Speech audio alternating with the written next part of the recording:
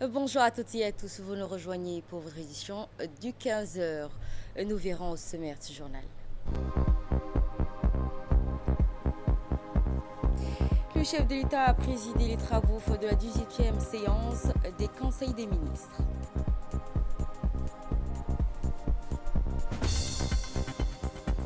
La 12e session du séminaire du haut niveau sur la paix et la sécurité en Afrique sous le parrainage du président de la commission. Bonjour et bienvenue donc sous la présidence du chef de l'État, Ismaël Mar Guelleh. S'est tenue la 18e séance des conseils des ministres aujourd'hui chez mardi. Voici donc la première partie du compte-rendu du porte-parole du gouvernement. Bismillahirrahmanirrahim. Sous la présidence de son Excellence, M. Ismaël Omar Guelleh, président de la République, chef du gouvernement, a eu lieu ce mardi 2 décembre 2025, la 18e séance du Conseil des ministres. Ont été examinées 8 questions et approuvés les textes suivants. Première question, présidence de la République. Projet de loi portant approbation des comptes financiers 2024 de l'Agence nationale des systèmes d'information de l'État. Les comptes financiers de l'ANSSI pour l'exercice 2024 sont arrêtés. On produit 457 88 876 francs et on charge à 479 221 862 francs. Le produit s'élève à 457,08 millions de francs Djibouti, en hausse de 68,1 millions de francs Djibouti par rapport à 2023. En 2024, l'ANSSI a mis en œuvre de nombreux programmes et actions dans la poursuite des projets de modernisation des archives, le développement de la seconde version de la plateforme du journal officiel électronique, le développement de la plateforme des marchés publics, l'extension du réseau intégré de l'État, le renforcement de l'infrastructure, réseau et système, la modernisation du système d'information de la préfecture ainsi que la rationalisation des systèmes d'information de la chaîne des dépenses publiques. Deuxième question. Projet de loi portant approbation des comptes financiers définitifs du Palais du Peuple pour l'exercice 2024. Les comptes financiers du Palais du Peuple pour l'exercice 2024 sont arrêtés en produit à 367 275 970 francs et en charge à 357 944 680 francs, soit un résultat excédentaire de 9 331 290 francs. Troisième question, ministère de la Justice et des Affaires pénitentiaires chargé des droits de l'homme. Projet de loi portant approbation des comptes financiers de l'exercice 2024 de l'École nationale des études judiciaires. Les comptes financiers de l'exercice 2024 de l'École nationale d'études judiciaires sont arrêtés en produit à 52 282 927 francs et en charge à 63 922 708 francs Djibouti. Ministère de l'économie et des finances chargé de l'industrie. Projet de loi portant approbation et adoption des comptes financiers de l'Institut de la statistique de Djibouti, INSTAD, pour l'exercice 2024. Les comptes financiers de l'exercice 2024 de l'INSTAD sont arrêtés en produit à 394 853 411 francs Djibouti et en charge à 384 889 541 francs Djibouti, soit un résultat excédentaire de 9 961 870 francs Djibouti. Cinquième question, ministère de l'Éducation nationale et de la formation professionnelle. Projet de loi portant approbation des comptes financiers du Centre de recherche d'information et de production de l'éducation nationale, CRIPEN, pour l'exercice 2024. Les comptes financiers de CRIPEN pour l'exercice 2024 sont arrêtés comme un produit à 807 305 651 francs Djibouti et en charge à 679 914 029 francs Djibouti avec un résultat net de 127 576 369 francs Djibouti. Sixième question. Ministère de l'Enseignement supérieur et de la Recherche. Projet de loi portant approbation des comptes financiers du CERD pour l'exercice 2024. Les comptes financiers du CERD pour l'exercice 2024 sont arrêtés en produit à 934 184 842 000 francs Djibouti et en charge à 874 439 396 francs Djibouti, avec un résultat excédentaire de 59 745 446 francs Djibouti. Septième question. Projet de loi portant approbation des comptes financiers de l'exercice 2024 de l'Agence nationale de l'emploi et de la formation et de l'insertion professionnelle ANEFIP. Les comptes financiers 2024 de l'ANEFIP sont arrêtés en produit à 539 716 635 francs Djibouti et en charge à 616 20 173 francs Djibouti. La conférence et foire commerciale de l'association d'Omar et Dedal. L'association d'Omar et Dedal a organisé aujourd'hui à l'hôtel Ritzy une grande conférence suivie d'une foire commerciale réunissant 34 associations de femmes leaders dynamiques issues des différents secteurs d'activité. Un espace dédié au leadership féminin, à l'innovation, la conférence qui avait pour objectif principal de renforcer la visibilité des initiatives féminines, mais également créer un cadre d'échange en collaboration avec le développement économique des entrepreneuses. Les participants ont pu présenter des projets, partager des expériences, échanger sur les défis rencontrés par les femmes dans un monde d'affaires. La richesse et la diversité du travail des femmes telles que l'artisanat, le commerce agroalimentaire, la mode, l'innovation locale et bien plus encore.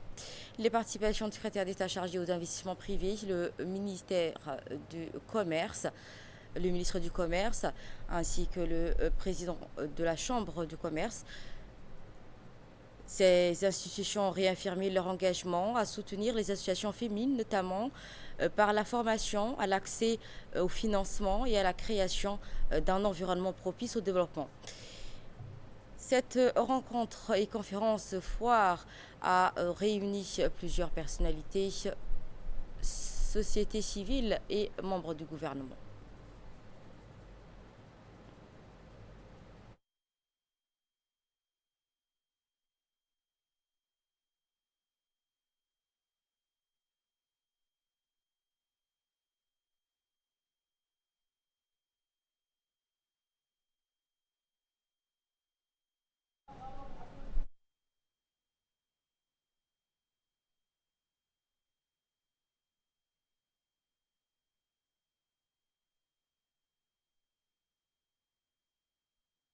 Je suis parmi le comité exécutif de Omar et Dedal.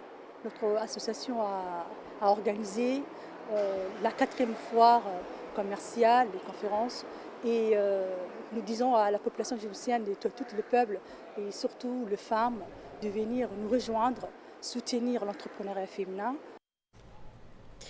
Je vous propose à présent de suivre la présidente de l'association d'Omar et Dedal. Cette rencontre annuelle n'est seulement un événement économique, c'est un espace de rencontre humain, de partage et de compétences, de valorisation du travail et surtout de mettre la lumière sur la créativité et le courage des femmes et des jeunes entrepreneurs chaque jour qui traversent qui sont dans des conditions très difficiles. Depuis sa création, notre association s'est donnée pour mission d'accompagner, d'inspirer, d'ouvrir des portes. Nous croyons profondément au progrès durable qui se construit autour de la femme qui entreprend. Donc, il faut lui donner les moyens d'agir, de se former, de collaborer et de rayonner dans l'international. Cet événement qui est devenu un rendez-vous incontournable pour valoriser, dynamiser, créer une résilience pour les femmes chefs d'entreprise à travers les ateliers, les sessions de réseautage, l'expo-vente. Vous nous offrez un espace nécessaire pour échanger, bâtir des partenariats, présenter des produits et surtout inspirer une nouvelle génération. Aujourd'hui, nous savons que l'économie d'un pays, sans la pleine participation des femmes n'est pas très dynamique. Les femmes représentent un formidable vivier d'innovation, de talent et de leadership. Voici à présent l'intervention de la ministre chargée de l'investissement. C'est un immense honneur que d'être parmi vous aujourd'hui et très important pour moi d'être à vos côtés dans les moments cruciaux qui construisent la vie de l'association Dadal et Youmel. Femmes et persévérance, femmes et effort, femmes et travail. Sans les mots, sans le sens de Dadal, d'Oumar Iyo Dadal.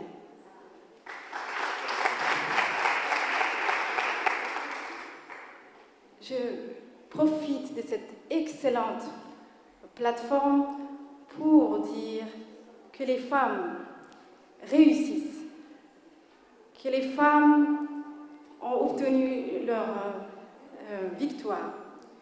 Aujourd'hui, c'est une belle démonstration d'une réussite pour les femmes dans l'insertion du secteur privé. C'est un immense honneur aussi d'être avec vous pour exprimer ma joie immense et vous dire que, mesdames, le secrétariat d'État en charge des investissements et du développement du secteur privé est à votre côté. Les équipes techniques participent activement pour votre accompagnement dans l'élaboration dans l'accompagnement pour l'élaboration des business plans. C'était donc la secrétaire d'État chargée aux investissements, ministre du Commerce. On l'écoute. C'est un pas en avant pour les femmes entrepreneurs dans la lutte pour leur inclusion et leur participation dans le développement socio-économique de notre pays. Un jour pas comme les autres, et auquel je voudrais tout d'abord saisir cette opportunité qui m'est offerte pour partager le réel plaisir que j'éprouve d'être parmi vous à l'occasion de cette organisation de la foire annuelle de femmes entrepreneurs djiboutiennes qui sont très actives. Nous nous sommes ici réunis, si grand nombre, et avec détermination et intérêt pour parler de la femme entrepreneur. Je voudrais ici remercier l'ensemble des organisateurs qui ont initié non seulement cette foire commerciale, mais également qui comptent contribuer au développement socio-économique de notre pays. C'est une fierté. C'était donc l'intervention du ministre du Commerce, Mahamat Orsma Diri. L'Institut des statistiques de Djibouti, INSTAD, en étroite collaboration avec le ministère de la Santé, avec l'appui technique et financier de l'UNICEF, annonce l'ouverture officielle de la formation principale de l'enquête par grappe et indicateurs multiples. Une opération statistique de référence au niveau international, c'est une formation qui marque donc une étape stratégique du processus de mise en œuvre de l'enquête dont les résultats continueront de base essentielle, avec une base essentielle pour une élaboration, une suivi, une évaluation des politiques publiques en faveur des enfants et des femmes et des ménages djiboutiennes. L'enquête MIC 7 représente un instrument central pour la production des données fiables, actualisées et conformes aux standards internationaux, notamment donc le suivi des objectifs du développement durable, l'ODD. Pour garantir la qualité des données qui seront collectées. Durant toute la période de formation, les participants seront formés à la maîtrise des questionnaires, les procédures de collecte et de confort aux standards internationaux, l'utilisation des tablettes et des outils numériques, les bonnes pratiques en matière confidentielle, les méthodes de supervision, contrôle des qualités et les gestions des équipes. Je tiens à saluer l'engagement et la disponibilité de l'ensemble des formateurs, enquêteurs, superviseurs et du personnel mobilisé pour cette enquête. Votre professionnalisme et votre implication sont indispensables à la réussite de cette opération nationale. Et nous allons tour à tour écouter la représentante de l'UNICEF et le secrétaire général de la santé. Je peux vous dire de ma formation, moi aussi j'ai travaillé beaucoup avec la statistique, les enquêtes et surtout les outils pour la statistique, les données fiables pour la planification. Pourquoi c'est un exercice très très important, le MIX. En anglais, ça signifie Multiple Indicator Cluster Survey et ça implique déjà le mot indicateur. Ça veut dire, nous, ensemble avec le gouvernement, aujourd'hui représenté par M. Léger et ses collègues, ensemble, on supporte le gouvernement, le pays, pour mieux évaluer la situation des enfants et les femmes, des hommes, des communautés, des familles sur le terrain. Je suis très heureux d'être aux côtés de la représentante de l'UNICEF, aux côtés des représentants de l'INSTAD, pour procéder au lancement officiel de la formation des enquêteurs que vous êtes dans le cadre de la réalisation de cette enquête mix 7. Nous sommes à la 7e enquête, édition. Djibouti avait déjà réalisé une enquête mixte en 2006. Pour nous, c'est la 2e fois que nous allons effectuer cette enquête. Et donc, c'est une enquête essentielle pour notre pays. Vous allez le voir durant la formation, c'est une enquête qui comporte des outils statistiques complets pour mesurer les progrès réalisés par notre pays dans les différents domaines, dans le domaine de la santé maternelle, infantile, dans le domaine de la nutrition, dans le domaine de l'éducation, dans le domaine de la protection de l'enfance, de l'hygiène, de l'eau, de l'assainissement, mais aussi des dimensions essentielles du bien-être de la population.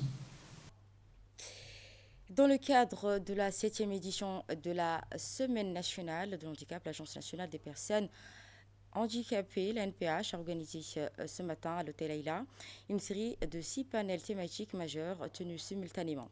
Cette initiative d'envergure vise à approfondir les réflexions nationales sur les défis liés à l'handicap et à renforcer une dynamique d'inclusion portée par les institutions publiques, les partenaires techniques et la société civile.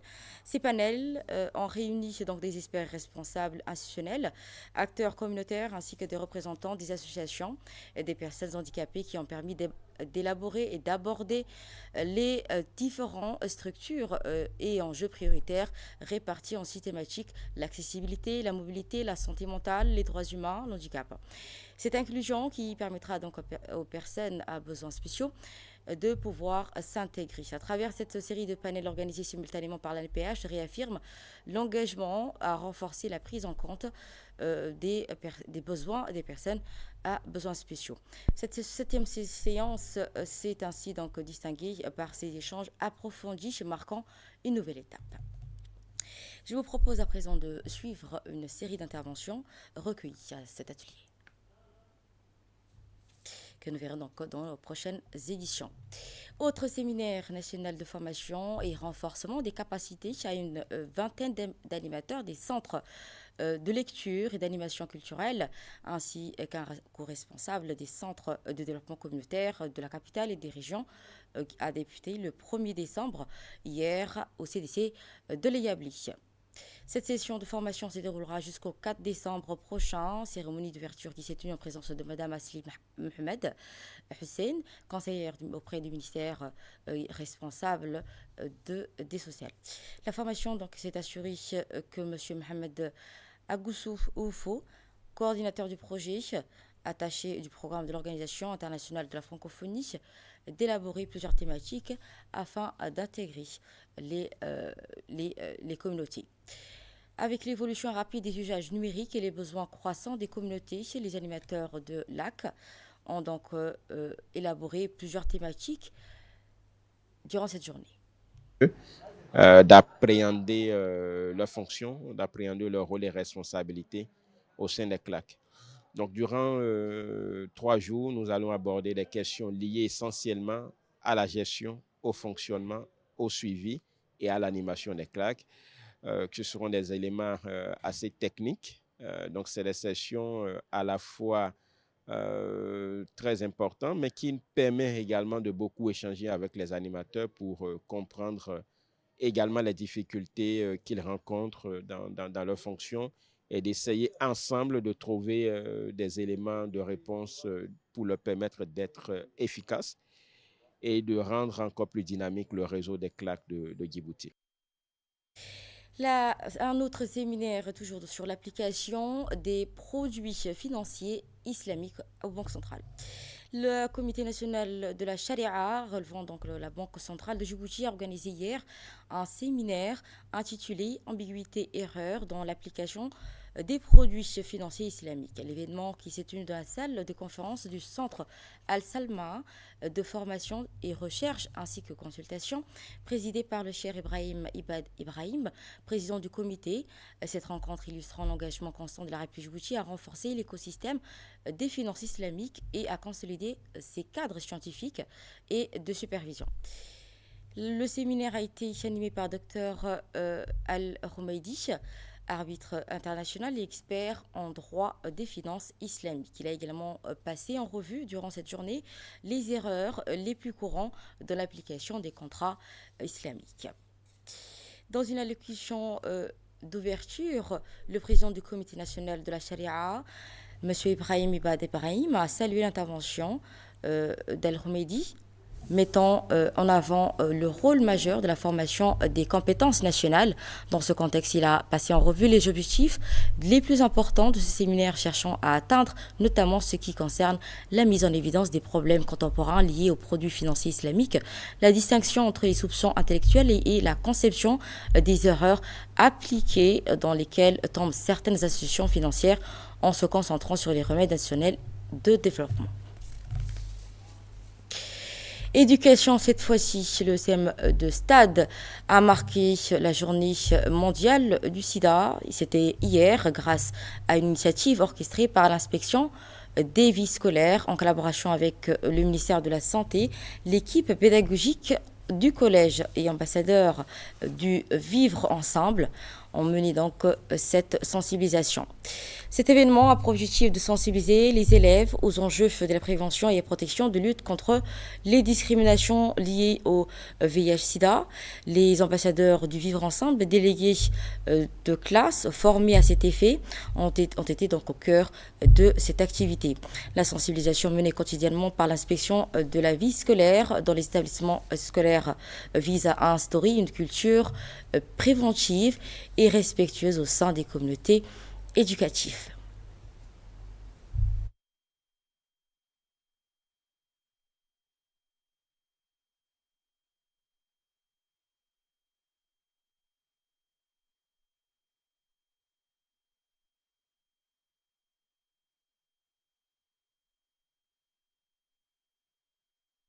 Commémoration de la journée mondiale du sida, nous avons tenu en collaboration avec le ministère de l'Éducation, le ministère de la Santé, de réaliser des activités de sensibilisation au niveau du collège, du stade.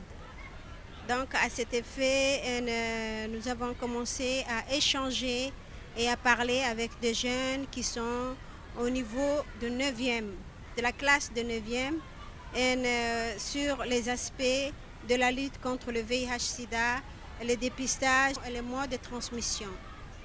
Et de ce fait, donc, il est ressorti qu'il y a eu une interaction et des échanges entre les jeunes et un renforcement des connaissances et des capacités en matière de lutte contre cette pandémie du VIH-Sida pour que les jeunes soient beaucoup plus outillés et avertis et qu'ils connaissent les moyens de prévention et de prise en charge du VIH-Sida.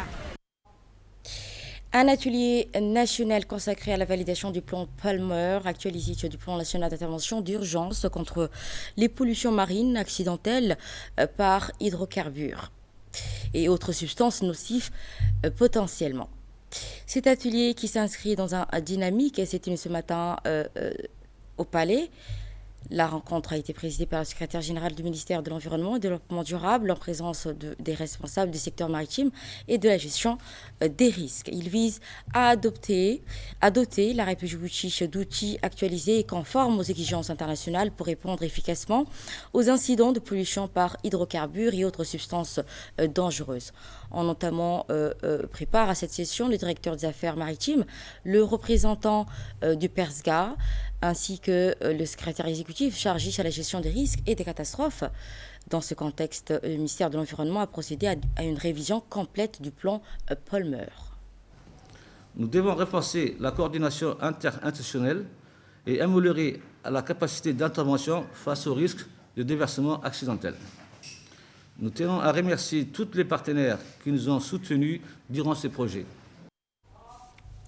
Voici l'intervention du secrétaire général auprès du ministère de l'Environnement. Convention environnementale de l'Organisation maritime internationale, ainsi que les efforts régionaux déployés par l'organisation que je représente, PERSGA aujourd'hui, ont permis de réduire de manière significative la pollution d'origine maritime. Les incidents majeurs impliquant les hydrocarbures et les substances nocives potentiellement dangereuses ont nettement diminué au cours des dernières décennies, reflet ainsi d'une coopération internationale efficace et durable. Il est bien établi que des mécanismes de préparation et de réponse régulièrement testés sont indispensables pour garantir une intervention rapide et limiter les dommages environnementaux, économiques et sociaux liés au déversement en mer. Notre position géographique au cœur des grandes routes maritimes internationales représente à la fois une formidable opportunité économique, mais également un facteur de vulnérabilité pour notre pays. Elle nous oblige à être pleinement préparés face aux risques de pollution auxquels nous pouvons être exposés. Protéger notre environnement marin n'est pas seulement un devoir écologique, c'est un impératif pour la santé de nos populations, la sécurité de nos côtes, mais également la résilience de notre économie nationale. Face à ces défis, il est essentiel de disposer d'un outil opérationnel cohérent et conforme aux meilleures pratiques internationales. C'était donc respectivement le représentant du PERSGA et le secrétaire exécutif des risques et des catastrophes. L'allocution du secrétaire général du ministère de l'Environnement. La position stratégique de Djibouti constitue un atout majeur, mais présente également un risque en cas de pollution marine de grande ampleur. Les hydrocarbures déversés dans le milieu marin représentent une pollution préoccupante tant à l'échelle nationale que globale, ayant des impacts négatifs sur des écosystèmes marins déjà vulnérables. Avec l'intensification des activités portuaires et la proximité d'un corridor maritime très fréquenté, Djibouti n'est pas à l'abri d'une catastrophe liée aux hydrocarbures. Par conséquent, la lutte contre la pollution maritime due au transport d'hydrocarbures et de substances nocives ou potentiellement dangereuses constitue une priorité nationale et une menace permanente nécessitant une stratégie de réponse efficace et efficiente. Afin de répondre à ces menaces, notre pays s'était doté d'un premier plan Polmer actualisé en 2010 et révisé en 2012. Toutefois, le contexte politique, économique et géostratégique national et régional a profondément évolué ces dernières années. C'est dans ce contexte que le ministère de l'Environnement, avec l'appui technique du PERSGA, a procédé à la révision des plans Polmer. Ce document actualisé vise à doter la République de Djibouti d'un cadre stratégique, juridique et opérationnel pour la préparation, la prévention et la réponse aux pollutions marines, accidentelles et conformément avec la couverture avec les conventions internationales et les mécanismes régionaux du plan de contingence de PERSGA. C'était dans les titres de la 12e session du séminaire de haut niveau sur la paix et la sécurité en Afrique, connu sous le nom Processus Orient. C'est une analogie réunissant les principaux acteurs africains engagés dans la promotion de la stabilité et du multilatéralisme sur le continent. Le président de la Commission de l'Union africaine, Mohamed Ali Youssouf, a prononcé une allocution lors de l'ouverture. Il a salué le leadership diplomatique de l'Algérie ainsi que son rôle constant et constructif au sein du Conseil de sécurité des Nations Unies. Il a rendu hommage aux membres sortants du Conseil de sécurité, la Sierra Leone, l'Algérie, tout en accueillant chaleureusement la République démocratique du Congo et le Libéria qui rejoignent le Conseil à un moment stratégique pour la position africaine sur la scène internationale. Dans son intervention, le président de la Commission a réaffirmé l'importance de l'Union africaine et des Nations Unies. Il a également insisté sur la nécessité d'une unité de position de l'avancement des résolutions 2719, 2719, du renforcement de la lutte contre le terrorisme et du financement équitable, durable et prévisible. Et nous terminons donc aux nouvelles au Proche-Orient. Des arrestations et des raids israéliennes s'intensifient et aggravent la crise pour les Palestiniens vivant en Cisjordanie. Les villes et villages en Cisjordanie ont connu donc des nouvelles vagues d'arrestations lors des forces israéliennes qui mènent des raids de grande ampleur visant plusieurs habitations palestiniennes au cours de ces dernières heures. Au moins 23 Palestiniens ont été arrêtés, parmi lesquels d'anciens détenus ayant déjà purgé leur peine de prison. Ces opérations qui se sont déroulées principalement durant la nuit, avec des incursions dans des domiciles, des interrogations menées sur place et des dégâts causés aux biens lors des fouilles. Cette série d'arrestations survient dans un contexte d'intensification continue des opérations militaires accentuant les tensions et la précarité en Cisjordanie. Les raids répétés ont contribué à un phénomène de déplacements internes et de nombreuses familles ayant dû quitter leur domicile en raison de violences et dommages causés à leur domicile. C'est tout pour cette édition. Merci à vous de nous avoir suivis. Merci à l'équipe qui m'accompagne. Très bon après-midi.